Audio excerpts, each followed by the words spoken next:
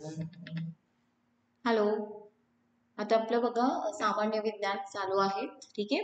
तर सामान्य विज्ञान मध्ये आपलं सजीवांचे वर्गीकरण हा टॉपिक चालू आहे. आज आपण पुढच्या टॉपिक कडे जाऊयात, पोषण द्रव्य व संतुलित आहार. ठीक आहे. तर हा टॉपिक जे घेत आहे सामान्य विज्ञानचा, मी आहे डॉक्टर राणी जैन.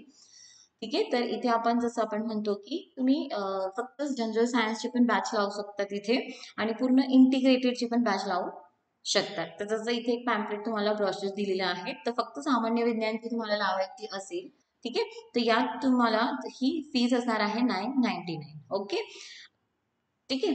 आणि इथे विद्यानिकेतनला इंटिग्रेटेड बॅच पण आहे. ठीक आहे. तर इंटिग्रेटेड बॅच पण तुम्हाला जॉईन करायचं असेल तर तुम्ही करू शकता. फी स्ट्रक्चर दिलेलं आहे आणि बॅच जॉईन ही ऍप्लिकेशन बेस्ड आहे. ठीक आहे. तर बॅच जॉईन करायसाठी तुम्ही हे दिलेल्या नंबरवर कॉल करू शकता. त्यांचे हेड जे आहेत कैलास सर, यांच्याशी तुम्ही बोलू शकता. ठीक आहे. सो आता आपलं स्टार्ट करूया सामान्य विज्ञानचा टॉपिक, ते आहे पोषक द्रव्य आणि संतुलित आहार. ओके. तर स्टार्ट करूया. पोषक द्रव्य व संतुलित आहार, nutrients and balanced diet. This is balanced. हे काय आहे? Balanced diet. ओके. आता पोषक द्रव्य काय असतात, न्यूट्रिएंट्स आणि संतुलित आहार हे आपल्याला बघायचं. पोषक द्रव्य काय असतात? ठीक आहे. सजीवांच्या वाढीसाठी, स्वास्थ्यासाठी, तसेच शरीरातील वेगवेगळ्या क्रिया व्यवस्थित चालण्यासाठी सजीवांना ऊर्जांची गरज असते. बरोबर. आपल्याला ऊर्जाची गरज असते. तर ही ऊर्जासाठी आपल्याला काय कसली गरज असणार आहे? पोषक द्रव्याची. ठीक आहे. तर पोषक द्रव्य आपल्या सजीव काय करत असतात? वाढ करत असतात. ठीक आहे. शरीरातील वेगवेगळ्या क्रिया या व्यवस्थित कार्य करू शकतात त्याच्यामुळे, आणि याच्याच पोषक द्रव्यामुळे आपल्याला अजून काय मिळते? ऊर्जा मिळत असते. ठीक आहे. अन्नापासून ही ऊर्जा उपलब्ध होते, आणि ही ऊर्जा आपल्याला कुठून उपलब्ध होते? अन्नापासून. सजीवातील चयापचय क्रियेत भाग घेणारे अन्न घटक म्हणजेच काय आहे? पोषक द्रव्य. सजीवातील चयापचय म्हणजेच मेटाबॉलिझम या क्रियेत भाग घेणारे अन्न घटक म्हणजेच काय आहे? पोषक द्रव्य. जी पण आपल्या शरीराची जी पण क्रिया आहे ही व्यवस्थितपणे चालवण्यासाठी जे जे घटक भाग घेतात त्यांनाच आपण म्हणतो पोषक द्रव्य. तर पोषक द्रव्य बघा किती महत्वाचं आहे, लक्षात येणार. याच्यामुळे तुमची वाढ होते, चयापचय ही चांगल्या पद्धतीने होते. ठीक आहे. वेगवेगळ्या शरीरातल्या क्रिया या व्यवस्थित होतात, आपल्याला ऊर्जाचा पुरवठा अन्न किंवा पोषक द्रव्यापासून मिळतं. तर हे सगळं काय आहे? महत्वाचे आहेत. ओके. तर आता पुढे आपण बघूयात की पोषक द्रव्यांचे वर्गीकरण. एक्झॅक्टली पोषक द्रव्य म्हणजेच काय? ठीक आहे. आता पोषक द्रव्याचं वर्गीकरण आपण 3 पद्धतीने करतो. एक तर स्तोत्रानुसार, सोर्स, रासायनिक घटकानुसार, ठीक आहे, आणि तिसरं म्हणजे त्यांच्या कार्य अनुसार. ओके. आता पहिलं आपण बघूया स्तोत्र अनुसार, सोर्स. जे पण पोषक द्रव्य आहेत, एक तर हे प्राणीजन्य आहे, म्हणजे ते आपण प्राणी पडलं काढतो. कारण बघा मनुष्य किंवा जे पण सजीव असतात, सजीव हे परपोषी आहेत. आपण स्वतःचं अन्न स्वतः तयार करू शकत नाही, आपल्याला दुसऱ्यांकडनं घ्यायचं असतं. तर एक तर आपण कोणाकडनं घेतो? प्राणीजन्य. ओके. आणि दुसरं वनस्पती जन्य. प्राणीजन्य म्हणजेच काय? आपण दुसऱ्या प्राण्यांचा वापर अन्न म्हणून पण केला जातो, किंवा जसं दूध हे काय आहे? प्राणीजन्य सूत्र आहे, है ना. ओके. आणि वनस्पतीजन्य. ओके. त्याच्यानंतर रासायनिक घटकानुसार पोषक द्रव्याचे वर्गीकरण आपण कधी बघितलं. ठीक आहे. तर रासायनिक घटकानुसार जसं आपण बघणार आहे ते कार्बोहायड्रेट्स. ठीक आहे. त्याच्यानंतर प्रथिन आणि मेद आणि जीवन सत्व. ठीक आहे. हे काय आहे? सॉरी, हे जीवनसत्व, हे काय आहे? सगळे कार्बन. हे काय आहे? कार्बन. ओके. कारण याच्यामध्ये मेन हे काय आहे? कोणतं मूल? हे आहे कार्बन. अकार्बनी म्हणजेच काय आहे? याच्यामध्ये दुसरे हे असतात, ते आहे क्षार आणि पाणी. क्षार म्हणजे सॉल्ट्स आणि पाणी H2O. इथे कार्बन आलं का? नाही आलं. ठीक आहे. आता जसं बघा कार्बोदके, रसायन घटकानुसार कार्बोदके म्हटलं तर याच्यामध्ये काय असतं आहे? कार्बन, हायड्रोजन आणि ऑक्सिजन, है ना. प्रथिनमध्ये काय असतं? कार्बन, हायड्रोजन, ऑक्सिजन, नायट्रोजन, आणि काही प्रथिनांमध्ये असतं सल्फर. ठीक आहे. तसंच आपण म्हणतो ना मेदमध्ये काय असतं आहे? ठीक आहे. मेदमध्ये पण काय असतं? कार्बन, हायड्रोजन आणि ऑक्सिजन. तर हे आपण पुढे बघणार आहे. तर रासायनिक घटकानुसार आपण पोषक द्रव्याचं वर्गीकरण करतो. आणि तिसरं कार्य अनुसार. पोषक द्रव्य कोणत्या कार्याला जास्त मदत करतात? जसं ऊर्जा पुरवणारे. आपल्या शरीरात जेव्हा आपण हे अन्नद्रव्य किंवा पोषक द्रव्य घेतो, तर कोणते असे पोषक द्रव्य आहे की आपल्याला काय देतात? ऊर्जा, एनर्जी प्रोव्हाइड करतात. एक्झाम्पल कार्बोहायड्रेट्स आणि मेज है ना. हे बघा, ज्यावेळेस आपल्याला खूप गळलेलं फील होतं, खूप थकलेलं असं वाटतं, तर आपण काय ऐकतो, लिंब काय म्हणतात त्याला, लिंबू पाणी सरबत पितो साखर टाकून है ना. साखरेचं पाणी किंवा चहा आणि ग्लुकोजचं बिस्किट घेतो. ठीक आहे. म्हणजेच काय, याच्यामध्ये आपण ग्लुकोज घेत आहे, तर ग्लुकोज हे काय आहे, कार्बोदके आहे. हे आपल्याला काय करते, लगेच एनर्जी प्रोव्हाइड करते, म्हणून ग्लुकॉन डी इन्स्टंट एनर्जी मिळते ना. ओके. तर मेद अजून दुसरं कोणतं आहे, मेद जे काय करतात, तुम्हाला ऊर्जा पुरवतात. शरीर बांधणीसाठी काही जे पोषक द्रव्य आहे त्याच्यामुळे आपले काय होते, शरीर बांधणी होते, तर ते आहे प्रोटीन्स, प्रथिन है ना. म्हणून तुम्ही बघा, जिम मध्ये तुम्हाला प्रोटीन्स दिले जातात, एक बॉडी बिल्ड होते. ठीक आहे. इव्हन जे आपल्याला जखम वगैरे झाली असेल तर जखम भरण्यासाठी पण प्रोटीन्स महत्वाचे आहेत, ही शरीर बांधण्यासाठी महत्वाचे असतात. म्हणजे हे कार्य तुम्हाला लक्षात ठेवायचं आहे. त्याच्यानंतर मेटाबॉलिझम, चयापचय क्रियासाठी, याच्यासाठी महत्वाचं आहे खनिज, जीवनसत्व आणि पाणी है ना. हे बघा, आपलं शरीर जो आहे 75% आपल्या जो शरीरमध्ये भाग कोणता आहे, पाणी. तर हे खूप महत्वाचं आहे. हे प्रत्येकाचा रोल आपण पुढे बघणारच आहोत असं. ठीक आहे. तर आता आपण जाऊया आता पोषक द्रव्याचे प्रकार. हे बघा, वर्गीकरण बघितलं आता आपण स्तोत्रानुसार, रासायनिक घटकानुसार आणि कार्यानुसार. आता आपल्याला बघायचं आहे पोषक द्रव्याचे प्रकार. ठीक आहे. टाइप्स आपल्याला बघायचं आहे. पोषक द्रव्य म्हणजेच काय, मॅक्रो न्यूट्रियन्स. काय आहे हे, मॅक्रो न्यूट्रिएंट्स. मॅक्रो मॅक्रो म्हणजेच काय, जास्त लागणारे. ठीक आहे. मायक्रो म्हणजेच काय, याचे प्रमाण आपल्या शरीराला कमी लागतं, पण हे खूप जरुरी पण असतात. याचं प्रमाण भलेही आपल्या शरीरात कमी अल्प प्रमाण लागत असलं तरी हे खूप महत्वाचा घटक असतो. इसेन्शियल म्हणजेच काय, की हे जे घटक आहे, हे जे पोषक द्रव्य आपलं शरीर हे तयार करत नाही. ठीक आहे. म्हणून आपल्याला हे बाहेरून घ्यावे लागतात. ठीक आहे. आणि नॉन इसेन्शियल म्हणजेच काय आहे, की हे आपलं शरीर तयार करत असते, त्याच्यामुळे हे तुम्ही बाहेरून नाही घेतलं तरी हे चालत असतं. ठीक आहे. तर ह्या पद्धतीने आपण ह्याचे प्रकार पाडत असतो. ओके. आता महापोषक द्रव्य, मॅक्रोन्यूट्रियन्स म्हणजेच काय. ठीक आहे. याची शरीरास मोठ्या प्रमाणात आवश्यकता असल्याने त्यांना महापोषक द्रव्य म्हणतात. उदाहरण, कार्बोहायड्रेट्स, प्रथिन आणि मेद. एक्झाम्पल काय आहे मॅक्रोन्यूट्रियन्सचे, कार्बोहायड्रेट्स, प्रथिन आणि मेद. त्याच्यानंतर शरीर, मॅक्रो म्हणजेच काय आहे, शरीरास अल्प प्रमाणात आवश्यक असणारे, अल्प प्रमाणात, थोड्या प्रमाणात, मिलीग्रॅम्स मध्ये असे आपल्याला याचे प्रमाण लागत असते. खनिज क्षार, सॉल्ट्स आणि जीवन सत्व. ओके. इसेन्शियल, आपले शरीर ज्या द्रव्याची निर्मिती करू शकत नाही, म्हणून अशा पोषक द्रव्यांना अन्नद्वारे घेतलं जातं, म्हणून ते अत्यावश्यक आहे ना, इसेन्शियल आहे. तर हे कोणते आहेत, इसेन्शियल अमायनो ऍसिड्स आणि इसेन्शियल फॅटी ऍसिड्स. हे खूप महत्वाचं आहे, हे खूप लक्षात ठेवायचं आहे, पुढे येणारच आहे तुम्हाला हे, पण इट्स व्हेरी इम्पॉर्टंट. ठीक आहे. त्याच्यानंतर नॉन इसेन्शियल शरीर तयार करू शकतं, म्हणून हे कधी तुम्ही हे पोषक द्रव्य बाहेरून नाही घेतले, अन्नामध्ये हे पोषक द्रव्य नाही आले तरी त्याचं काही एवढं आपल्या शरीराला हानी पोहोचत नाही, म्हणून त्याला आपण म्हणतो नॉन इसेन्शियल, एवढे जास्त आवश्यक नसणार. ओके. सो आता स्टार्ट करूयात आपण. पहिला पोषक द्रव्य ते असणार आहे कार्बोहायड्रेट्स. ओके. कार्बोहायड्रेट्स आले. आपण कार्बोहायड्रेट्स CHO याच्या संयुगातून तयार होतो. आता कार्बोहायड्रेट्स म्हणजेच काय, मी स्टार्टिंगला सांगितलं होतं, रासायनिक द्वारे आपण जेव्हा वर्गीकरण केलं तर याच्यामध्ये काय कोणते मूलद्रव्य असतात, कार्बन, हायड्रोजन आणि ऑक्सिजन यांच्या संयोगातून तयार होते. यांच्या प्रत्येक रेणूतील, म्हणजे याच्या प्रत्येक रेणूमध्ये काय असतं, कार्बन, हायड्रोजन आणि ऑक्सिजनचे प्रमाण हे केवढे असतं, 1:2:1. एक्झाम्पल म्हणजे आता कार्बन कधी 6 आहे, दुसरं कोणतं आहे, हायड्रोजन, त्याचं केवढं असणार, डबल, आणि ऑक्सिजन 6. आलं लक्षात. हा रेशो मध्ये हे प्रमाण राहत आहे मूलद्रव्याचे. ठीक आहे. लक्षात आलं कोणतं रेशो आहे. आता फॉर एक्झाम्पल, आता इथे सपोज 1:2:1 ह्या रेशो मध्ये असतो आहे काय, लिहिते मी, कार्बन, एक मिनिट, कार्बन, हायड्रोजन आणि ऑक्सिजन यांचा रेशो कार्बन 1 असेल तर हायड्रोजन 2, कार्बन जेवढे आहेत तेवढेच 1 असते या संयुगामध्ये. जसं फॉर एक्झाम्पल कार्बन सपोज 7 आहेत, तर हायड्रोजन केवढे असतील त्याचे डबल, 14 है ना. ऑक्सिजन जेवढे कार्बन आहे तेवढेच. तर याचा फॉर्म्युला कसा लिहिणार तुम्ही, इथे लिहिते बघा, C7H14, मी इथे लिहिते बरोबर, C7H14O7. ठीक आहे. ओके.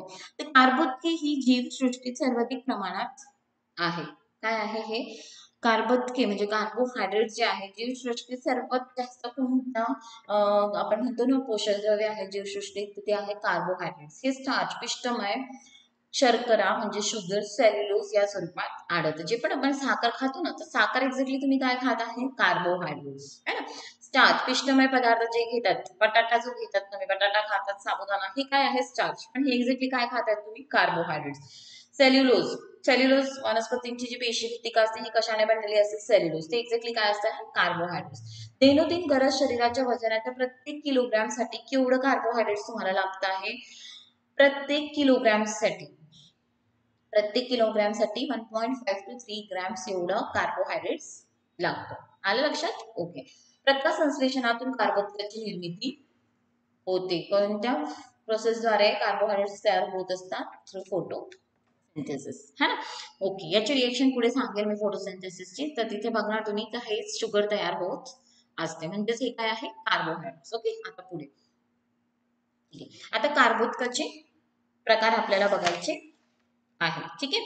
तर कार्बोदकाचे प्रकार आपण बघा की वर्गीकरण कशा पद्धतीने करतो. क्लासिफिकेशनच लक्षात ठेवणार याला. प्रकार पुढे घेऊयात. वर्गीकरण, कार्बोदकाचे वर्गीकरण. जल विघटन या प्रक्रियेनुसार, ठीक आहे. दुसरं वर्गीकरण भौतिक गुणधर्म अनुसार आणि तिसरं क्षपण गुणधर्म अनुसार, on basis of reducing properties, physical properties आणि जल हायड्रोलिसिस अनुसार वर्गीकरण करणार आहे. ठीक आहे. कार्बोहायड्रेट्स. आता पहिलं आपण बघणार जल विघटन ह्या प्रक्रियेनुसार कशा पद्धतीने होतं. ठीक आहे. आता जल विघटन म्हणजेच काय आहे ते समजून घ्या. पहिले तर संयुगांचे पाण्यात लहान रेणूंमध्ये विभागणी होते.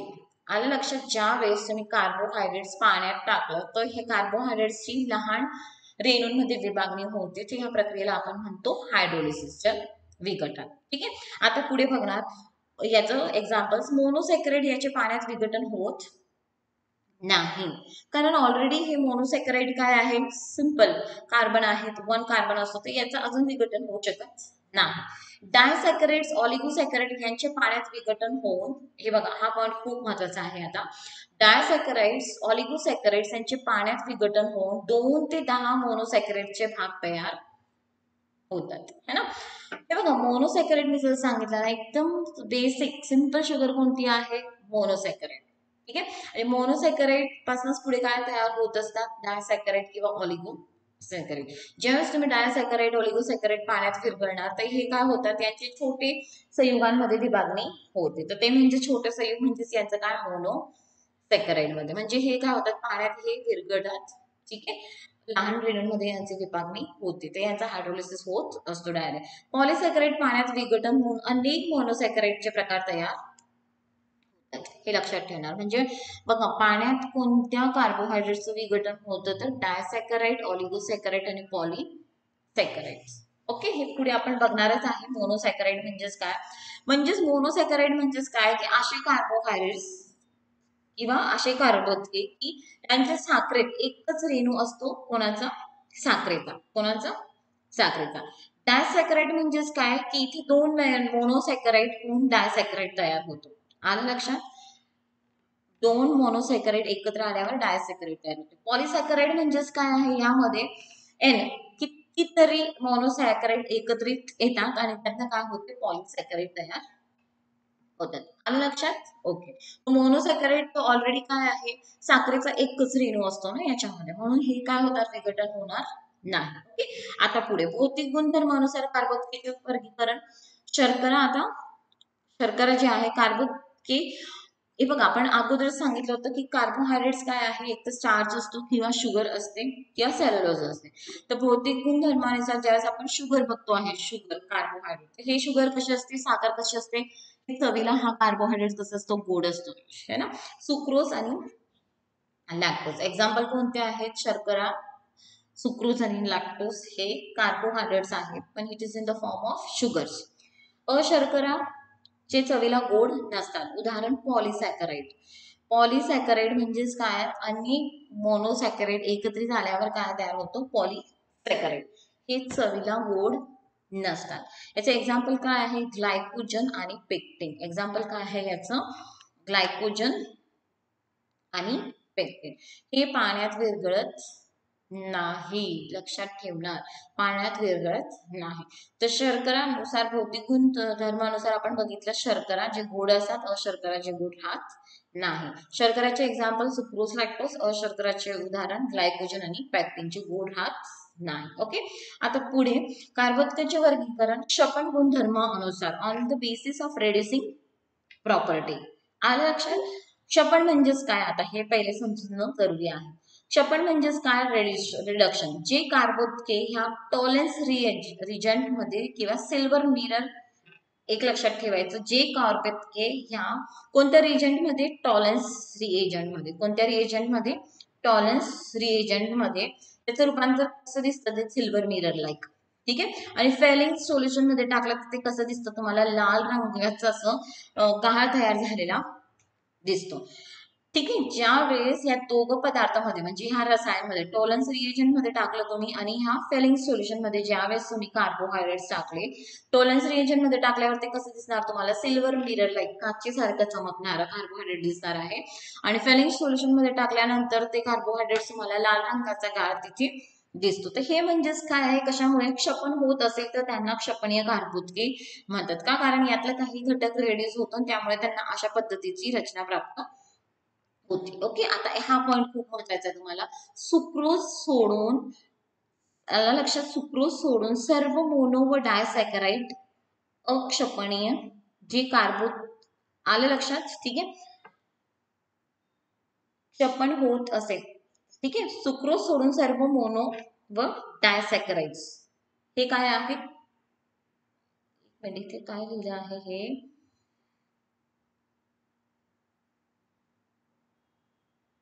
ओके. इथे एक मिनिट. हा, क्षपणीय कोणते आहेत आणि हे अक्षपणीय. ओके. हा एक असं लिहा. ओके. इथे आणि क्षपणीय. क्षपणीय म्हणजेच काय? रेड्यूस होत आहे कार्बोहायड्रेट ज्यावेळेस तुम्ही ह्या रेशो टाकतात. तर क्षपणीय कोणते आहेत? सुक्रोज सोडून सर्व मोनो व डायसॅकराइड्स हे काय आहे? क्षपणीय आहेत, रेड्युसिंग आहेत. सुक्रोज सोडून. हा, सुक्रोज हे काय आहे? अक्षपणीय. आता अक्षपणीय म्हणजेच काय? जे कार्बोदकाचे क्षपण होत नाही. एक्झाम्पल काय आहे? सुक्रोज, पॉलिसॅकराइड आणि स्टार्च. हा एक पॉइंट लक्षात ठेवायचा आहे तुम्हाला. आलं लक्षात? तर क्षपण गुणधर्मानुसार ज्यावेळेस आपण कार्बोहायड्रेटचं वर्गीकरण करतो. ओके. तर हे झालं. तर इथे एक इम्पॉर्टंट आहे हे, क्षपणीय कोणते आहेत आणि अक्षपणीय कोणते आहेत. तर सुक्रोज हे काय? अक्षपणीय. पॉलिसॅकराइड अक्षपणीय. स्टार्च अक्षपणीय. ठीक आहे. आणि बाकी सगळे मोनो आणि डायसॅकराइड्स हे काय आहे? त्यांचं क्षपण होतं. म्हणजेच काय? हे कधी तुम्ही टॉलन्स रिएजंट आणि फेलिंग सोल्युशन मध्ये ज्यावेळेस हे कार्बोहायड्रेट्स टाकणार तर त्यांचं रूपांतर अशा पद्धतीचे ते तुम्हाला बघायला भेटते. ओके. आता पुढे जाऊयात. कार्बोदकाचे 3 महत्वाचे स्त्रोत आहे. कार्बोहायड्रेट्सचे सोर्स काय काय आहे? स्टार्च, पिष्टमय पदार्थ म्हणजे बटाटे, हे जे आपण खातो, साबुदाणा, हे स्टार्च आहे. शुगर, साखर आणि तंतुमय पदार्थ. तर हे जेव्हा खातो आपण, शरीरात घेतो, तर यातनं आपल्याला कोणता घटक मिळतो? कोणतं पोषक द्रव्य मिळत असतो? कार्बोहायड्रेट्स. ओके. आता पुढे कार्बोहायड्रेट्सचे प्रकार, कार्बोदकाचे प्रकार. 3 प्रकार आपण इथे बघतो आता. मोनोसॅकराइड, डायसॅकराइड आणि पॉलिसॅकराइड. ओके. तर इथे बघा चार्ट फॉर्म मध्येच आपण घेतला आहे तर इझी पडेल. मोनोसॅकराइड कोणाला म्हणतात? ज्या कार्बोदकात साखरेचा एकच रेणू असतो त्याला आपण मोनोसॅकराइड म्हणतो. मोनो म्हणजे 1 है ना. तर साखरचा केवढा रेणू आहे? ओन्ली 1. डायसॅकराइड म्हणजे आहे 2 मोनोसॅकराइड एकत्रित येऊन काय तयार होतो? डायसॅकराइड. पॉलिसॅकराइड म्हणजेच काय आहे? हे बघा, शुगर, साखरेचा फॉर्म्युला काय असतो शुगरचा? शर्करेचा C6H5O5. हे शुगर किती पण प्रमाणात, एन म्हणजे किती पण, म्हणजेच मोनोसॅकराइडची संख्या 100 ते 1000 मोनोसॅकराइड येऊन पॉलिसॅकराइड तयार होतात. आलं लक्षात? ही एन म्हणजे किती संख्या आहे? 100 ते 1000 पर्यंत किती पण मोनोसॅकराइड एकत्र येऊन काय तयार होतो? पॉलिसॅकराइड. ओके. आता मोनोसॅकराइड ह्या कार्बोदकेचे आता दुसरा पॉईंट आपल्याला बघायचा आहे मोनोसॅकराइडचा. ह्या कार्बोदकांचं पाण्यात विघटन होत नाही, कारण ऑलरेडी एकच शुगरचा रेणू आहे, म्हणजे यांचे अजून लहानात लहान रेणूमध्ये विभागणी होत नाही, है ना. ठीक आहे, आता पुढे डायसॅकराइड जे आहेत हे दिसायला कशा असतात, स्फटिक स्वरूपात असून चवीला गोड असतात, है ना. साखर आपली लक्षात ठेवा कशी असते, क्रिस्टल असतं ना, आणि गोड असते, तोंडात टाकलं तर गोड लागतं. येस, याचे एक्झाम्पल बघा डायसॅकराइडचे.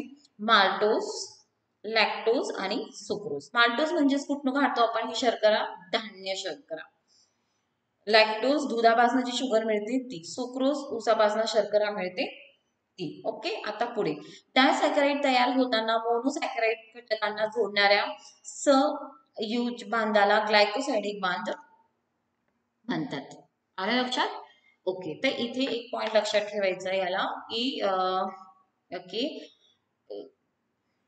हा पॉइंट इथे, हा ठीक आहे, ठीक आहे, हा पॉइंट पहिले समजून घ्या. डायसॅकराइड आपण काय बघितलं, दोन मोनोसॅकराइड एकत्र ज्यावेळेस येतात तर त्याला आपण म्हणतो डायसॅकराइड.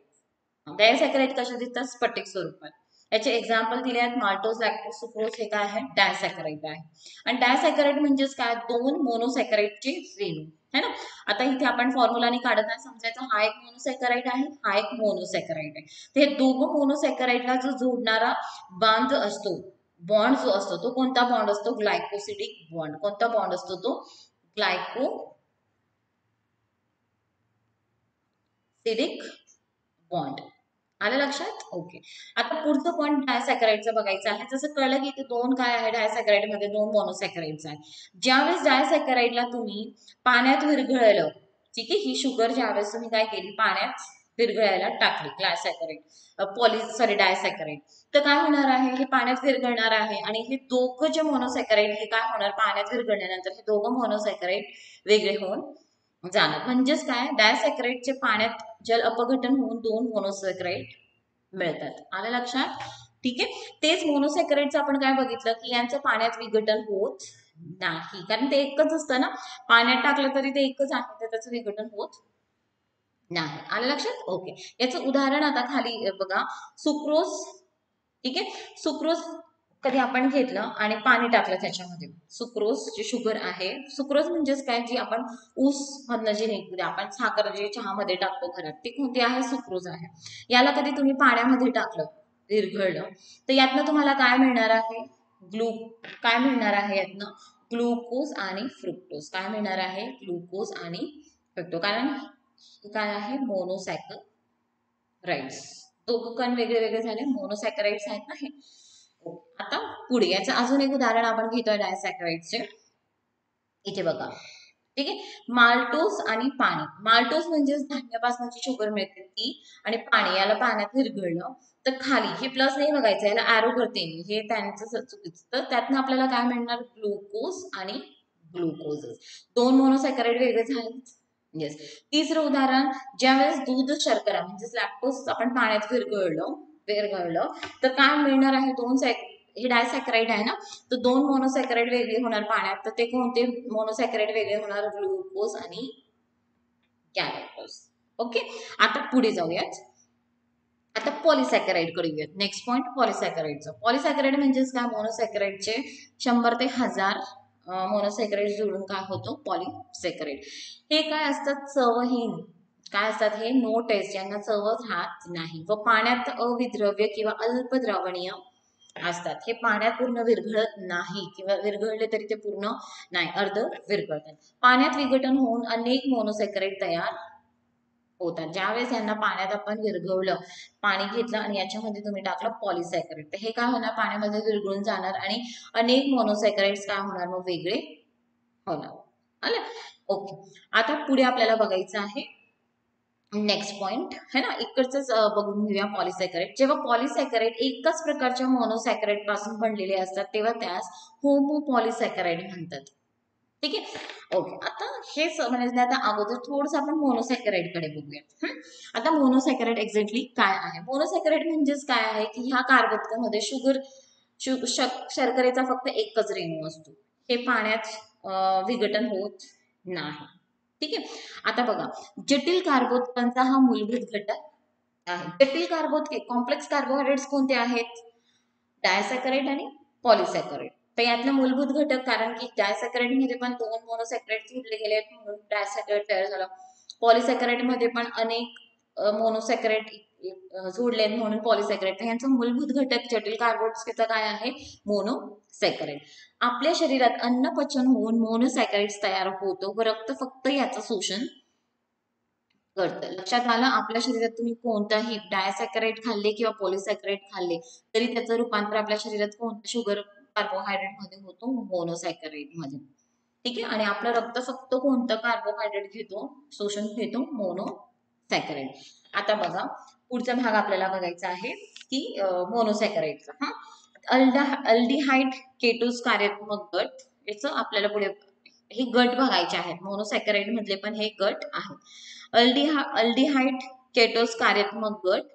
ठीक आहे. आणि अल्डिहाइड याचे एक्झाम्पल्स पण आहे. अल्डिहाइड केटोज कार्यात्मक गटचे एक्झाम्पल्स जे आहेत ते आहेत अल्डिहाइड, अल्डोज शुगर.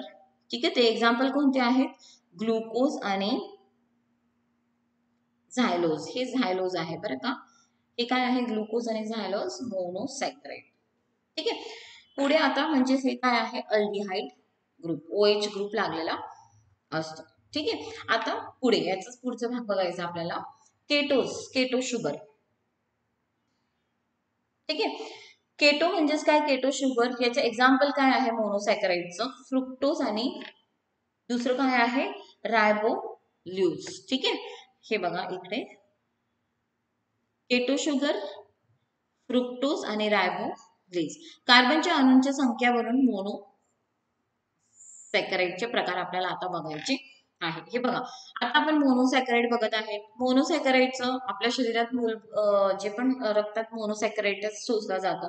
आता मोनोसॅकराइडचे प्रकार आपण 2 पद्धतीने बघतो. एक अल्डिहाइड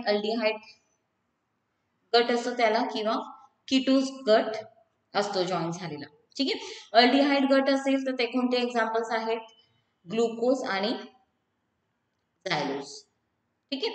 आणि कीटोज ग्रुप असेल तर ते कोणते असतात? फ्रुक्टोज आणि रायबो.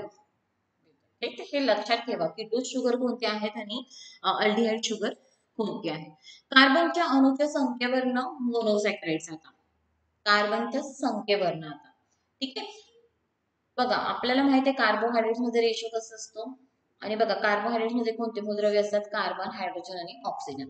ज्या शुगर मध्ये मोनोसॅकराइड मध्ये कार्बनची संख्या केवढी आहे? 3 आहे. तर हायड्रोजन केवढी होतील? 6 आणि ऑक्सिजन 3. अशा शुगरला आपण म्हणतो ट्रायोज. काय म्हटलं जातं याला? ट्रायोज. याचे एक्झाम्पल आहे ग्लिसरॉल अल्डिहाइड आणि ऍसिटोन. ठीक आहे. टेट्रोज म्हणजेच काय? कार्बनची संख्या केवढी आहे? 4. इरिथ्रोज. ठीक आहे. याचं एक्झाम्पल काय आहे? इरिथ्रोज. हे एक्झाम्पल याने ठळक दिले आहेत बरं का. हे लक्षात ठेवणार. हे ट्रायोज प्रकार. दुसरं आहे टेट्रोज. तिसरं आपल्याला बघायचं आहे पेंटोज. पेंटोज म्हणजे 5 है ना. ठीक आहे. तर एक्झाम्पल आहे त्याचं रायबोज. हेक्सोज म्हणजे 6 कार्बनचे प्रकार. 6 कार्बनची संख्या आहेत. ग्लुकोज, फ्रुक्टोज आणि गॅलेक्टोज. आलं लक्षात? ओके. तर म्हणजे कार्बनच्या संख्येवरनं जेव्हा C4S काय होणार? H8 आणि O. हे काय आहे? टेट्रोज है ना. Pentose C5H10O5. ठीक आहे. त्याच्यानंतर हेक्सोज C6H12O6. आलं लक्षात? ते एक्झाम्पल्स लक्षात ठेवायचे आता यांचे तुम्हाला. C6H12O6 चं एक्झाम्पल काय आहे? हेक्सोज शुगर आहेत ना हे. तर याचे हे एक्झाम्पल येणार ग्लुकोज, फ्रुक्टोज आणि गॅलेक्टोज. तर हे सगळं तुम्ही लिस्ट बनवून पाठ करून टाकायचं. ओके. ते हे झालं तुमचं मोनोसॅकराइड्स बद्दल है ना. ओके. आता आपल्याला बघायचं, आता तुम्हाला कळालं मोनोसॅकराइड्स कोणते आहेत, कसे असतात है ना. मोनोसॅकराइडचे कोणते आहेत? एक्झाम्पल कधी आणलं तुम्हाला दिलं की मोनोसॅकराइड कोणते आहेत तर ते कोणते असणार आहे मोनोसॅकराइड? इथे आपण लिस्ट काढूयात आता. एक म्हणजेच इथे लिहिणार तुम्ही पहिले, लिहिते मी ऍसिटोन. ठीक आहे. त्याच्यानंतर ग्लिसरॉल अल्डिहाइड, त्याच्यानंतर रायबोज, ठीक आहे, ग्लुकोज, फ्रुक्टोज आणि गॅलेक्टोज, ही सगळी जी लिस्ट मी लिहिली आहेत ही सगळी काय आहे, मोनोसॅकराइड्स. काय आहे, मोनोसॅकराइड्स है ना. आता इथे बघा, इथे एक एक्झाम्पल, आता इथे समोरच आहे आपला, आपण बघितलं होतं हे डायसॅकराइडचं आपण चार्ट बघतो आहे है ना. आता डायसॅकराइड जेव्हा पाण्यात विरघळतं तर यांचं रूपांतर 2 मोनोसॅकराइड मध्ये होऊन जातं. तर आपण पाण्यात विरघळायला घेतलं आहे डायसॅकराइड माल्टोज, पाण्यात घेतला आहे, याचं रूपांतर मोनोसॅकराइड मध्ये होऊन जातं. ठीक आहे, 2 मोनोसॅकराइड, कारण डाय म्हणजे 2, काय त्याच्यामध्ये मोनोसॅकराइड्स आहे. तर एक काय झालं मोनोसॅकराइड ग्लुकोज आणि दुसरं मोनोसॅकराइड ग्लुकोजेस. ठीक आहे, तर हे झालं. आता बघा लॅक्टोज, लॅक्टोज घेतलं तुम्ही, लॅक्टोजला तुम्ही पाण्यामध्ये विरघळलं तर तुम्हाला तिथनं 2 मोनोसॅकराइड मिळतील, एक म्हणजे ग्लुकोज आणि दुसरं म्हणजे गॅलेक्टोज. इथे आता परत या तुम्ही, ग्लुकोज आपला मोनोसॅकराइड आहे, गॅलेक्टोज आपला मोनोसॅकराइड आहे. आलं लक्षात? ओके. आता पुढे, आता परत पहिल्या पानावर जाऊयात. आता मोनोसॅकराइड, आता पॉलिसॅकराइडचा हा टॉपिक बघा. जेव्हा पॉलिसॅकराइड, पॉलिसॅकराइड म्हणजेच काय, मोनोसॅकराइडचे 100 किंवा 1000 मोनोसॅकराइड ची चेन असेल किंवा जोडले गेले असेल याला आपण पॉलिसॅकराइड म्हणतो. ठीक आहे, तर ज्या वेळेस पॉलिसॅकराइड मध्ये एकाच प्रकारचं मोनोसॅकराइड पासून बनलेला असेल, म्हणजे फॉर एक्झाम्पल पॉलिसॅकराइड बनत असताना ग्लुकोजच सगळे जोडले गेले असेल तर याला आपण म्हणतो होमोपॉलिसॅकराइड. ठीक आहे, एक्झाम्पल सेल्युलोज, स्टार्च आणि ग्लायकोजन. याचे एक्झाम्पल काय आहे, सेल्युलोज, स्टार्च आणि ग्लायकोजन. ठीक आहे, आता होमोपॉलिसॅकराइड म्हणजेच काय की या पूर्ण पॉलिसॅकराइड मध्ये जे पण ग्लुकोज आहेत हे सगळे कोणते मोनोसॅकराइड आहे, एकच प्रकारचे, एकच प्रकारच्या मोनोसॅकराइडची चेन तयार झालेली आहे. ओके, जेव्हा पॉलिसॅकराइड मध्ये वेगवेगळे मोनोसॅकराइड आले असतील तर त्याला आपण म्हणतो हेटेरोपॉलिसॅकराइड. म्हणजेच काय आहे की आता ही सपोज पॉलिसॅकराइडची चेन आहे. ठीक आहे, तर यामध्ये हा एक मोनोसॅकराइड ग्लुकोज आहे, तर हा एक गॅलेक्टोज आहे है ना. हे मध्येच रायबोस आलं, तर मध्येच ग्लिसरॉल अल्डिहाइड आलं, मध्येच ऍसिटोन आलं, परत असे चेन विविध मोनोसॅकराइड एकत्रित आलेले असतात, त्याला आपण म्हणतो हेटेरोपॉलिसॅकराइड. तर याचं उदाहरण आहे हायलोनोरिक ऍसिड. याचा वापर सौंदर्य प्रसाधनामध्ये केला जातो. हा पॉइंट लक्षात ठेवणार, हे पॉलिसॅकराइड आहे, हायलोनोरिक ऍसिड हे काय आहे, पॉलिसॅकराइड. आलं लक्षात?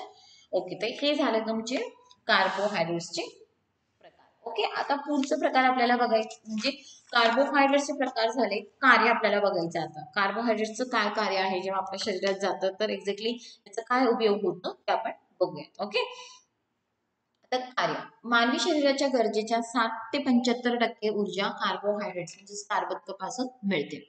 1 ग्रॅम, आता हा पॉइंट लक्षात ठेवा, 1 ग्रॅम कार्बोहायड्रेट्स पासून तुम्हाला केवढी कॅलरीज मिळते, 4 किलो कॅलरीज एवढी ऊर्जा मिळते है ना. कार्बोदकाची दैनंदिन गरज शरीराच्या वजनाच्या प्रत्येक किलोसाठी केवढी असते, 1.5 ते 3 ग्रॅम. म्हणजे तुमचं वजन जसं फॉर एक्झाम्पल 10 किलोचं असेल बाळ एखादं, तर त्याला केवढं लागणार आहे, 3 ग्रॅम्स. तर 30 ग्रॅम्स तरी त्याला कार्बोहायड्रेट्स रोज तुमच्या शरीराला गरज आहे. मेदाच्या पचन, विद्राव्य कार्बोदके, कोलेस्ट्रॉलचे शोषण केले जाते. म्हणजेच मेदाचे पाचन करणे याचं कार्य काय आहे, आलं लक्षात? इथे कॉमा दिले नाहीये त्यांनी, इथे 1 मिनिट,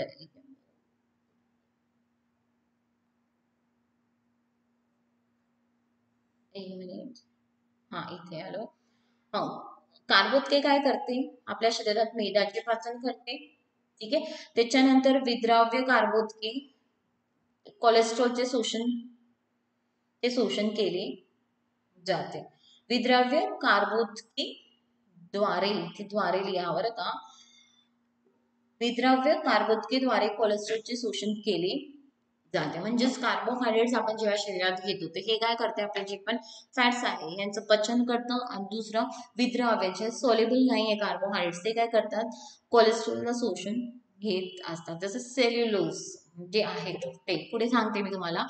जे आपण म्हणतो ना तंतू किंवा फायबर रिच फूड आपल्याला खायला सांगतात, जेणेकरून मग तुमचं वजन पण कमी होतो किंवा कोलेस्ट्रॉल हे कमी होतो. का, कारण की फायबर्स काय करतात, कोलेस्ट्रॉल शोषण घेतात. ठीक आहे, त्याच्यानंतर प्रथिनांचा बचाव करण्यासाठी कार्बोदके उपयोगी ठरतात. समजा काही मनुष्य आहे तो जास्त कार्बोहायड्रेट्स खात असेल, म्हणजे स्टार्च आणि हे जास्त खात असेल, गोड वस्तू वगैरे, पण तो प्रोटीन्स कमी घेत असेल, कडधान्य कमी खातो आहे, पनीर कमी खात आहे, तर यांच्यामध्ये दोघं पण ऊर्जा प्रोव्हाइड करतात, प्रोटीन्स पण आणि हे पण. ठीक आहे, याची खरं मेन काम काय आहे, प्रथिनांची शरीर बांधणी, पण काही वेळेस ती ऊर्जा पण प्रोव्हाइड करतो. पण मग काय करतो की कार्बोहायड्रेट्स खाल्ल्यामुळे काय होतं, प्रथिनांचा बचाव करण्यासाठी कार्बोदके उपयोगी ठरतात. आता पुढे एटीपी संश्लेषण. एटीपी म्हणजेच एनर्जी संश्लेषण जे हे ग्लुकोज या मोनोसॅकराइडमुळे होते. एटीपी जी आहेत आपल्या शरीरामध्ये, जी पण एटीपी ही एनर्जी फॉर्म होते, तर हे कशामुळे होतं, ग्लुकोज जो आहे, ग्लुकोज हा आपला काय मोनोसॅकराइड आहे, याचं ऑक्सिजन बरोबर क्रिया होते, ज्याला आपण म्हणतो ऑक्सिडेशन. काय म्हटलं जातं याला, ऑक्सिडेशन. ठीक आहे, आणि याद्वारे मग काय तयार होते, मोठ्या प्रमाणात एटीपी तयार होते. ही एटीपी आपल्याला काय करते, आपल्या शरीराला ऊर्जा या फॉर्म मध्ये मिळत असते. हे सगळं आपल्याला रेस्पिरेशन श्वसन संस्था बघू त्यावेळेस मी तुम्हाला सांगेल. आणि हे सगळं कुठे होत असतं, आपल्या पेशीच्या तंतू कणिकेमध्ये. कुठे होत असते हे सगळं, तंतू कणिकेत. म्हणून याला आपण म्हणतो power house of the cell. आता गरजेपेक्षा जास्त असलेले कार्बोदकांचे रूपांतर ग्लायकोजन मध्ये होते व ते यकृत मध्ये साठवले जाते. बघा, ज्यावेळेस तुम्ही जास्त कार्बोहायड्रेट्स खाऊन घेतले, म्हणजे तुमच्या शरीराला केवढी गरज आहे, 1.5 ते 3 ग्रॅम प्रति वजन आहे, सॉरी किलोग्रॅमच्या मागे. तर सपोज जास्त कार्बोहायड्रेट्स खाल्ले गेले, म्हणजे जे लोक जास्त साखर खातात, जास्त पाव ब्रेड असं जास्त खातात, हे कार्बोहायड्रेट्स जास्त घेत आहेत, तर अतिचा जो कार्बोहायड्रेट आहे ना, हा काय होतो, हा कार्बोदकाचं रूपांतर ग्लायकोजन मध्ये होऊन जातं. कशामध्ये होतं, ग्लायकोजन मध्ये. आणि हा ग्लायकोजन कुठे जाऊन आपला स्टोर होतो, लिव्हर मध्ये. कुठे जाऊन स्टोर होऊन जातो, लिव्हर मध्ये हे स्टोर होतं. ग्लायकोजन म्हणजेच काय, अतिरिक्त कार्बोहायड्रेट्स. आणि कार्बोहायड्रेट्सचं रूपांतर ग्लायकोजन मध्ये होण्याच्या प्रक्रियेला आपण म्हणतो ग्लायकोजेनेसिस. काय म्हटलं जातं याला, ग्लायकोजेनेसिस. ओके. आणि बघा, ज्यावेळेस उपास वगैरे केले तुम्ही, तर मग काय होतं, आपण काहीच घेत नाही ना, कार्बोहायड्रेट्स वगैरे काही खात नाही. मी तुम्हाला काय म्हणते आहे, उपास म्हणजे हे असं नाही की साबुदाणे खाल्ले, वेफर्स खाल्ले, तसं उपवास नाही. पूर्ण दिवस उपाशी राहिले तुम्ही, तर आपण काहीच घेतलं नाही शरीरात, नो कार्बोहायड्रेट्स, मग त्यावेळेस लिव्हर काय करतो, हा ग्लायकोजनचं रूपांतर परत कशामध्ये करतो, कार्बोहायड्रेट्स ग्लुकोज मध्ये करून देतो. ओके. आता पुढचा भाग. ठीक आहे, आता पुढचं आपल्याला बघायचं आहे, नेक्स्ट पॉइंट जो आहे आपला, कार्बोहायड्रेट्स जे आहेत जास्त झालेल्या शर्करेचे रूपांतर कशामध्ये होते, मेदेत होते. जे पण आपण घेतो बघा, आपण कार्बोहायड्रेट्स घेतो, तर हे म्हणजेच काय आहे, शर्करा आहे, शुगरच आहे. आपण आताच अगोदर बघितलं ना, मोनोसॅकराइड, पॉलिसॅकराइड, डायसॅकराइड. ठीक आहे, तर याचं रूपांतर कशामध्ये होऊन जातं, नंतर मग मेदामध्ये, फॅट्स मध्ये होऊन जातं. म्हणून जे लोक जास्त साखर खातात, ते लोक जास्त कसे असतात, लठ्ठ असतात. ओके. आहारातील तंतुमय भाग आपल्याला बघायचा आहे आता.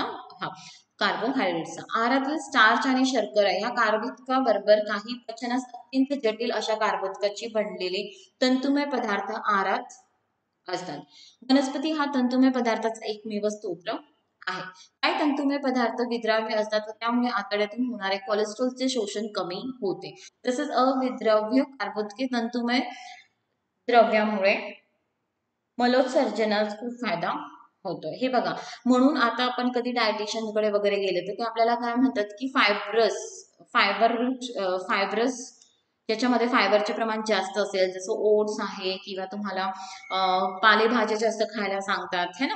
तर हे का, कारण यांच्यामध्ये काय असतं, तंतू भाग जास्त आहेत. तंतू म्हणजेच काय, इथे आपण काय म्हणतो, सेल्युलोज. हे आपण काय असतं, जटिल कार्बोहायड्रेट्स असतात. ठीक आहे, आणि हे काय करतात, जटिल कार्बोहायड्रेट्स ही काय, म्हणजे तंतुमय पदार्थ काय करतात, आपल्या आतड्यातून कोलेस्ट्रॉल जो असतो हा शोषून घेतात, किंवा हे काय होतात, हे काही जे जटिल कार्बोहायड्रेट्स जे आहेत ते काही सोल्युबल पण नाही राहत, म्हणजे ते विद्राव्य असतात, ते काय होतात, ते आपल्या पोटामध्ये किंवा पाण्यात ते विद्राव्य होत नाही. ते काय करतात, मग आपल्याला मलोत्सर्जनासाठी मदत करतात. म्हणून ज्यांना कॉन्स्टिपेशनचा त्रास असेल त्यांना सांगितलं जातं की तुम्ही तंतुमय पदार्थ खा, कारण याच्यासाठी. आलं लक्षात. आता पुढचा भाग आपल्याला बघायचं आहे, important point regarding carbohydrates. Fructose is also known as fruit sugar. It is also called as लेव्युलोज.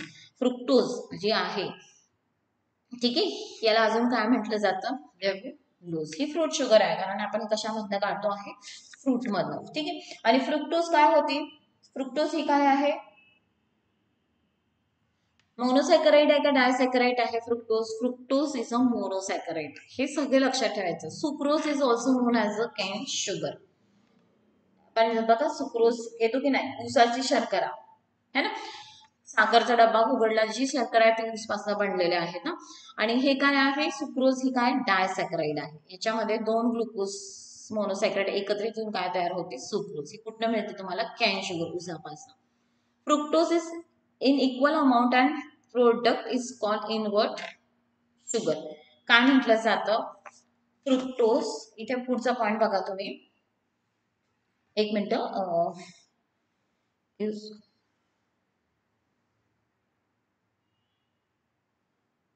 Minute, sucrose, हा एक मिनिट, एक सुक्रोज ना,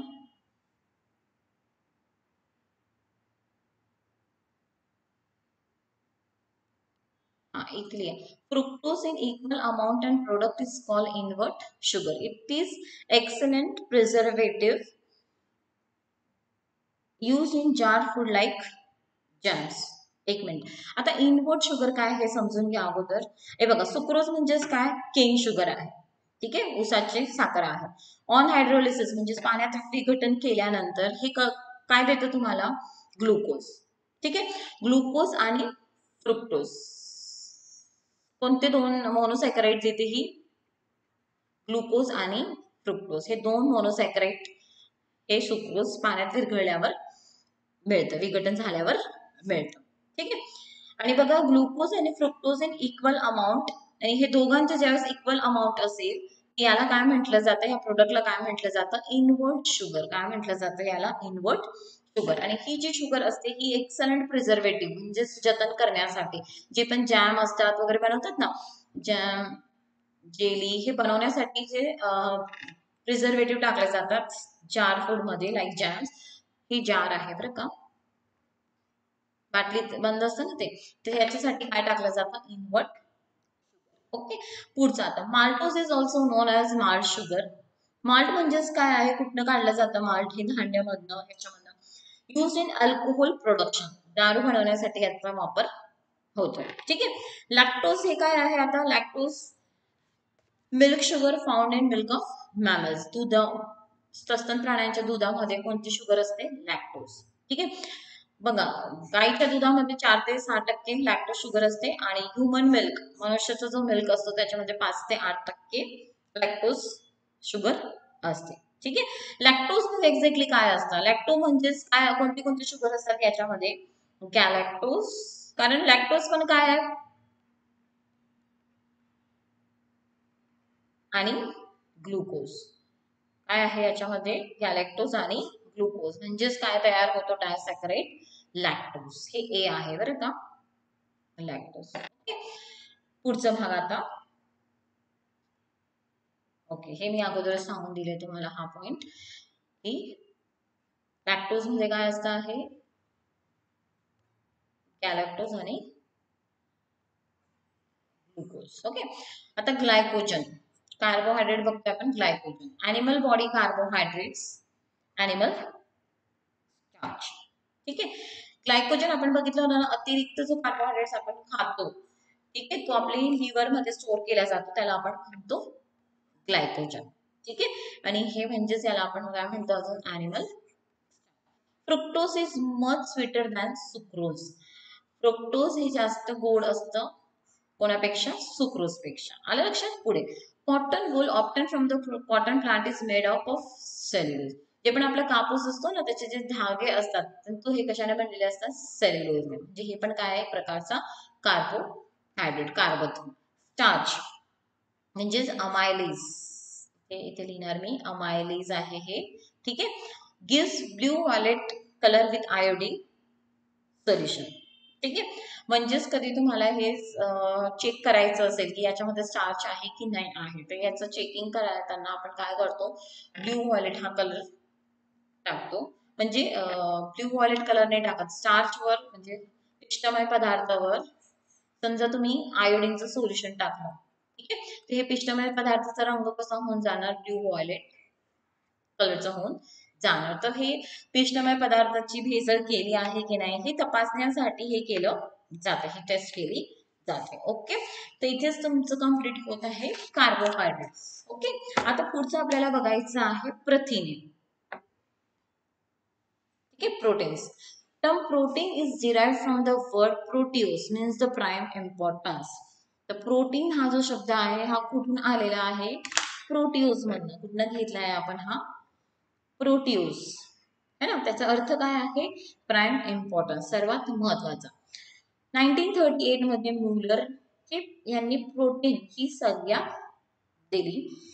कार्बन हायड्रोजन हे फॉर्म आहेत. कार्बन हायड्रोजन ऑक्सिजन नायट्रोजन हे घटक प्रथिनांमध्ये असतात. नायट्रोजनचे प्रमाण प्रथिनांमध्ये साधारण 16% इतके असतो. हा पॉइंट एक लक्षात ठेवायचा. म्हणजे जसं आपण बघितलं आतापर्यंत आपण कार्बोहायड्रेट्स बघितलं, त्याच्यामध्ये काय होतं? CHO. काय होतं त्याच्यात?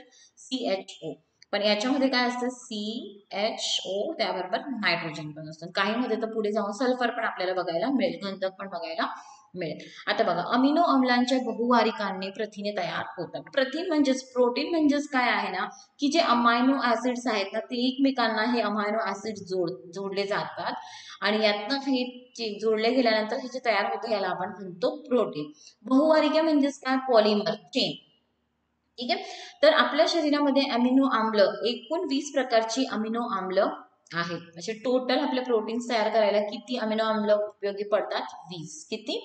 20. या अमिनो आम्लांपासून सर्व प्रथिने तयार होतात. अमिनो आम्ल पेप्टाइड बंधने जोडली जातात. जसं मी सांगितलं ना, हे अमिनो ऍसिड्स एकमेकांना जोडले जातात आणि मग हे प्रोटीन तयार होतं. हे एक अमिनो आम्ल दुसऱ्या अमिनो आम्लाला कोणत्या बॉन्डने बांधने जोडले जातात? कोणत्या? Peptide bond. आलं लक्षात? ओके, हे बघा मोनोसॅकराइड डायसॅकराइड पॉलिसॅकराइडच्या वेळेस पण आपण बघितलं होतं बॉन्ड ग्लायकोसाइडिक. इथे कोणतं आहे? पेप्टाइडिक बॉन्ड. ठीक आहे, प्रथिनांचे शरीराच्या रचनात्मक घडणीमध्ये महत्वाचे योगदान आहे. एक रचना प्रथिन काय करते? तुमच्या बॉडीला एक बिल्ड देते, म्हणून जिम वाले तुम्हाला हे देतात ना. ठीक आहे, ओके. आता पुढे प्रथिनांचे वर्गीकरण. तंतुमय प्रथिने कोणती आहेत? Fibrous, keratin, collagen, myosin. ठीक आहे, किब्रोइन. हे सगळे काय आहेत? तंतुमय. ठीक आहे, ग्लोब्युलर प्रथिने शरीरात कार्य नियंत्रित करतात. ग्लोब्युलर म्हणजे हे तंतुमय म्हणजेच काय आहे? जसं आपण इथे बघितलं तंतुमय हे अशा पद्धतीचं तंतू फायब्रस है ना. ग्लोब्युलर म्हणजेच काय? गोल, ग्लोबल्स लाईक. शरीराचे कार्य नियंत्रित करतात हे प्रथिन. याच्यात एक्झाम्पल एन्झाइम्स, हार्मोन्स आणि हिमोग्लोबिन. हे काय आहे? ग्लोब्युलर. साधे प्रथिन फक्त अमिनो अम्लांपासून तयार होतात. ते कोणते आहेत? कोलाजन, अल्ब्युमिन आणि ग्लोब्युलिन. साधे प्रथिने आहेत. संयुक्त प्रथिने म्हणजेच काय? आता इथे लक्षात ठेवा, साधे आणि संयुक्त मध्ये जी साधी प्रथिने युक्त गटासह असतात म्हणजे प्रथिन नसणारा भाग. हे बघा, जी संयुगीमित म्हणजे कॉन्जुगेटेड प्रोटीन म्हणजेच काय? याला तुम्ही इथे लिहिणार संयुगीमितला अजून काय शब्द वापरतात? Conjugated protein. ही साधी प्रथिने युक्त गटासह असतात म्हणजे प्रथिन नसणारा भाग त्या प्रथिनांना संयुगी प्रथिने म्हणतात. म्हणजेच काय आहे? Protein molecule join to non protein part. आलं लक्षात? म्हणजेच आता हिमोग्लोबिन. हिमोग्लोबिन म्हणजे हिम जो आहे हिमो हा काय? Non protein part. आणि ग्लोबिन हे काय आहे? प्रोटीन है ना. ग्लोबिलिन, हिमोग्लोबिलिन है ना. हे बघा, ग्लोबिलिन हे काय आहे? साधे प्रथिन आहे ना. इथे बघा एक्झाम्पल घेतो आपण. ग्लोबिलिन हे साधे प्रथिन आहे. याला हे प्रथिन भाग आहे, पण याला ज्यावेळेस अप्रथिन असलेला नॉन प्रोटीनियस भाग येऊन जोडला, हिम्स येऊन जोडला, काय तयार झालं? ग्लोबिन प्लस हिम. ग्लायकोप्रोटीन, ग्लायकोजन हे काय होतं? ग्लायको हे काय होतं? कार्बोहायड्रेट्स प्लस प्रोटीन हे प्रोटीन. लायपोप्रोटीन, लायपो म्हणजे नॉन प्रोटीनियस पार्ट कोणता आहे? लिपिड्स आणि प्रोटीन. तर याला आपण म्हणतो कॉन्जुगेटेड प्रोटीन. म्हणजे जी साधी प्रथिने युक्त गटासह असतात म्हणजे प्रथिन नसणारा भाग त्यांना प्रथिनांना संयुगमिक प्रथिने म्हणतात. ओके, आता पुढे अमायनो ऍसिड्स. अमायनो आम्ल एक विशिष्ट क्रमाने जोडून तयार होतात. जेनेटिक प्रोग्राम हे आपण बायोटेक्नॉलॉजी मध्ये खरं वाचतो व्यवस्थित. अमिनो आम्ल एक विशिष्ट क्रमाने जोडून तयार होतात. हे कोड्स असतात ऍक्च्युली. जसं आपण म्हणतो ना बघा, डीएनए कडे सगळी माहिती असते. डीएनए मग ही पूर्ण माहिती बघा, डीएनए कुठे असतो? आपल्या केंद्रक मध्ये असतो. ठीक आहे. आणि प्रोटीन सिंथेसिस कुठे होत असतो? आपला कुठे असतं? आपल्या शरीराच्या एंडोप्लाझ्मिक रेटिक्युलम मध्ये. तर आता माहिती याच्याकडे आहे कोणतं प्रोटीन तयार करायचं आहे ते, पण तयार कुठे होत आहे? इथे. मग हे करण्यासाठी डीएनए काय तयार करतो? Messenger RNA. मेसेंजर आरएनए, अजून 2 प्रकारचे आरएनए कोणते? ट्रान्सफर आरएनए आणि दुसरा अजून एक प्रकारचा आरएनए आहे रायबोझोमल.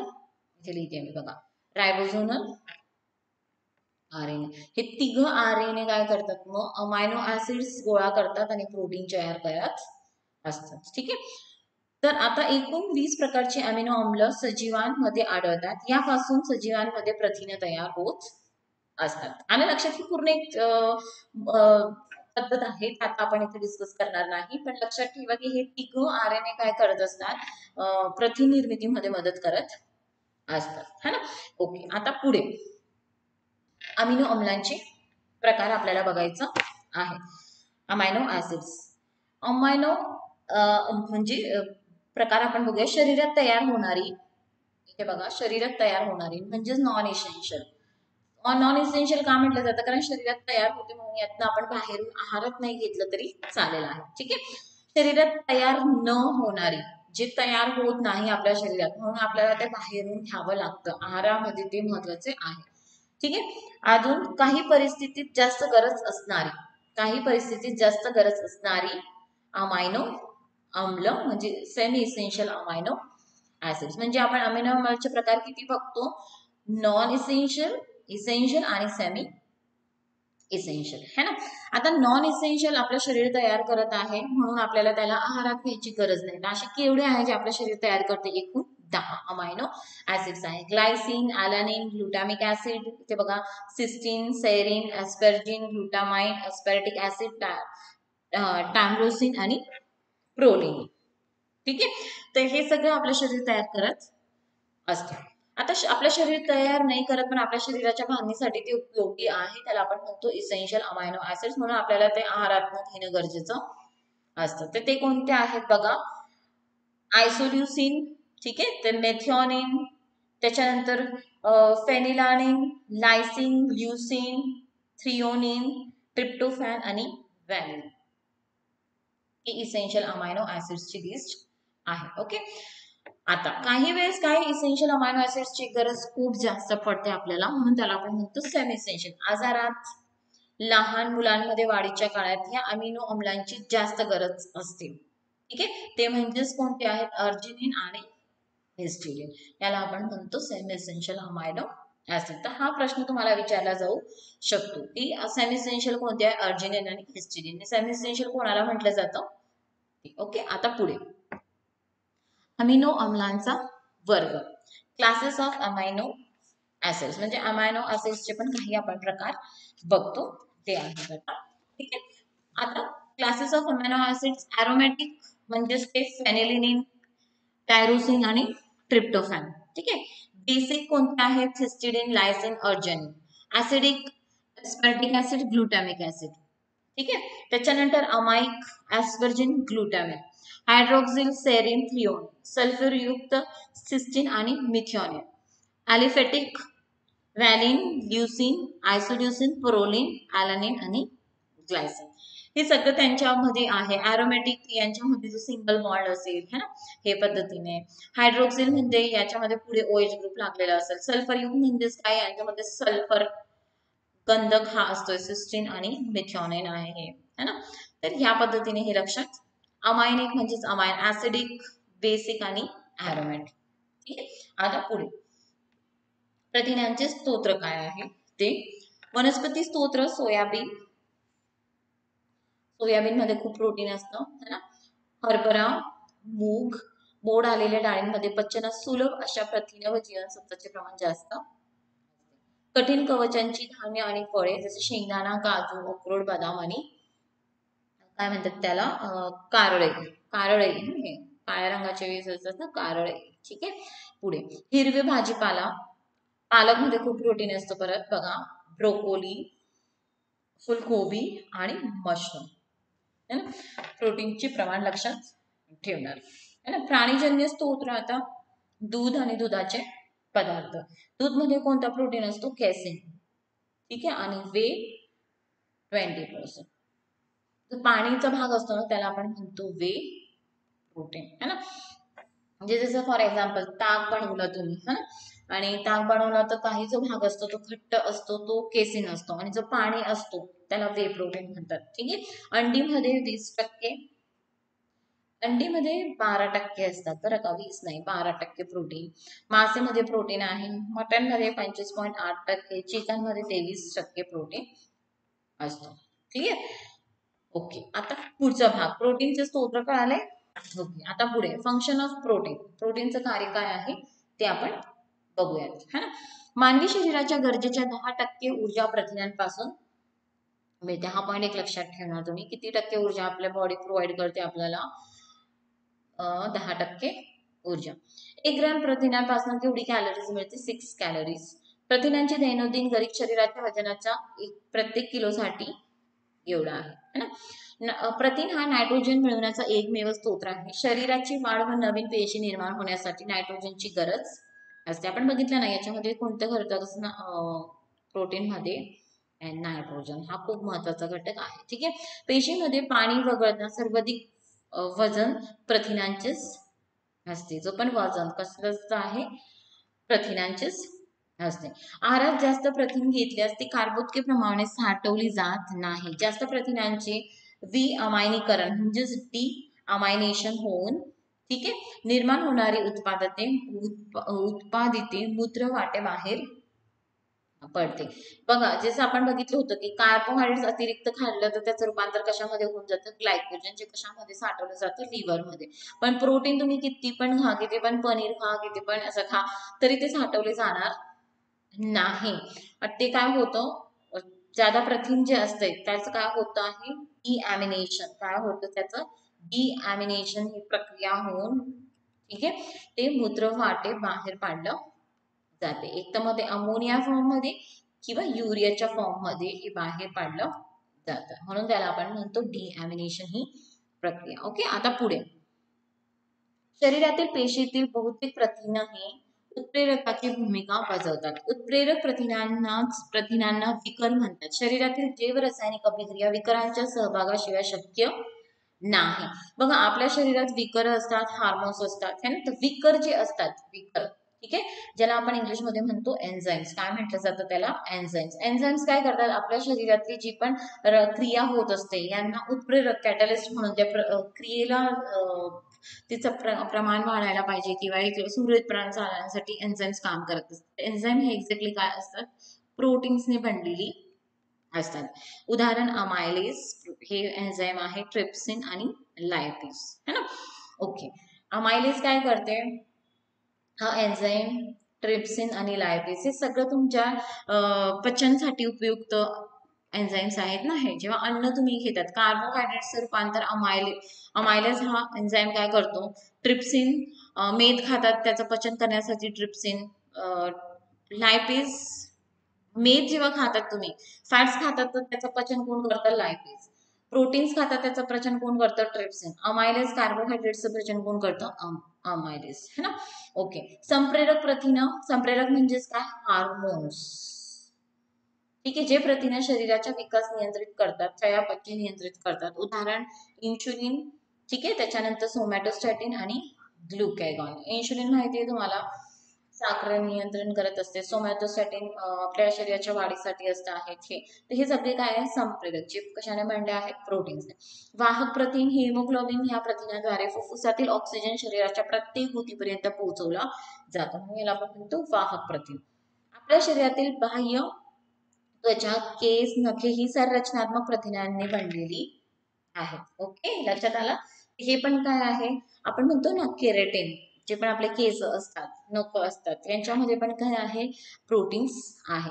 रोगजंतूशी लढा देणाऱ्या पांढऱ्या रक्तपेशीद्वारे काय तयार होतात, अँटीबॉडीज तयार होतात. अँटीबॉडीज हा एक प्रकारचा काय आहे, प्रथिनच आहे. आलं, पांढऱ्या रक्तपेशी काय तयार करतात, अँटीबॉडीज. ज्या बाहेरनं काही एखादा बाह्य घटक गेला, जसं आता आपण कोरोना व्हायरस म्हणतो, हा व्हायरस बाहेर जेव्हा जातो आतमध्ये शरीराचा, हा एक प्रोटीन तयार करतो, त्याला आपण म्हणतो अँटीजन.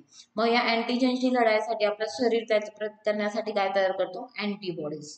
या दोघां काय होतं, मग अँटीजन नष्ट होतं. तर ही प्रतिकारशक्ती वाढवण्याचं काम कोण करतं, अँटीबॉडीज, जे काय प्रोटीन आहे. अनुवंशीय व वंशगुणाचा विकास नियंत्रण कार्य प्रथिनं करतात. ठीक आहे. ओके, आता पुढचा भाग, हे पॉइंट लक्षात ठेवा. अनुवंशीय व वंशगुणांचा विकास व नियंत्रण कार्य प्रथिनेच करतात. पुढचा आता, प्रथिनांच्या अभावामुळे होणारे रोग. प्रथिन ऊर्जा कुपोषण म्हणजे प्रोटीन एनर्जी माल न्यूट्रिशन.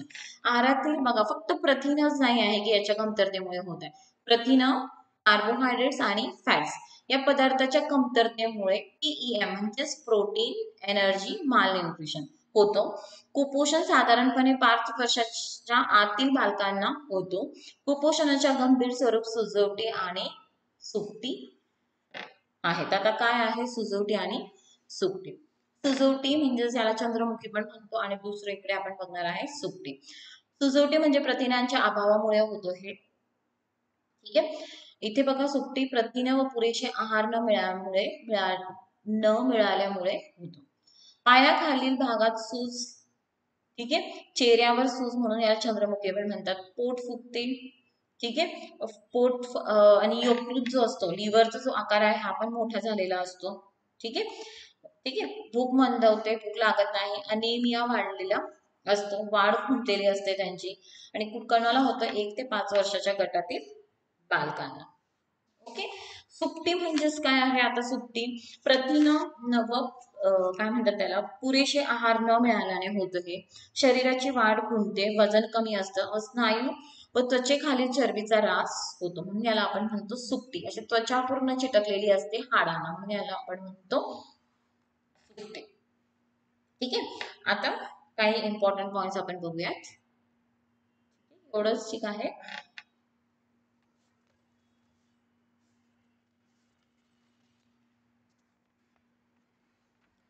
तर आज आपण इथे कम्प्लीट करूयात. आता हे पुढच्या याला आपण आता मेद घेऊयात. ठीक आहे. तर आज आपण 2 पोषक द्रव्ये घेतले आहेत, एक म्हणजे कार्बोहायड्रेट्स आणि दुसरं म्हणजेच प्रोटीन्स. ठीक आहे.